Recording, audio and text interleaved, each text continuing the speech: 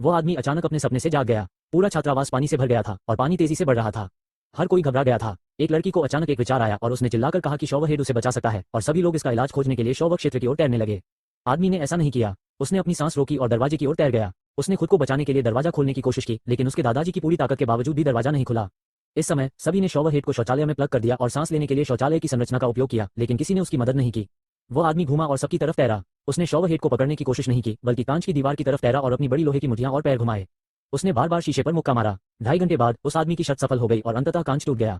एक जोरदार धमाके के साथ सभी लोग पानी से बाहर आ गए।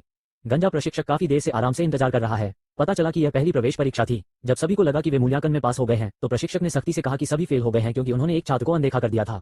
दूसरे टेस्ट की शुरुआत में प्रशिक्षक ने सभी से एक साथी के रूप में एक कुत्ता चुनने को कहा। आदमी को लगा कि उसने बुलडॉग चुना है, लेकिन वो वास्तव में सबसे डरपोक पग था। दूसरों द्वारा लाए गए कुत्ते न केवल आज्ञाकारी थे, बल्कि बहुत तेज भी दौड़ते थे। आदमी का पग अक्सर नखरे करता था और वह उग्र हो जाता था। वो इस छोटे कुत्ते को मारना चाहता था जो उसे रोक रहा था, लेकिन अंत में उसके पास उसे अपनी पीठ पर लाद कर लंबी दूरी तक ले जाने और उसे अच्छे भोजन और पानी से सेवा देने के अलावा कोई विकल्प नहीं था।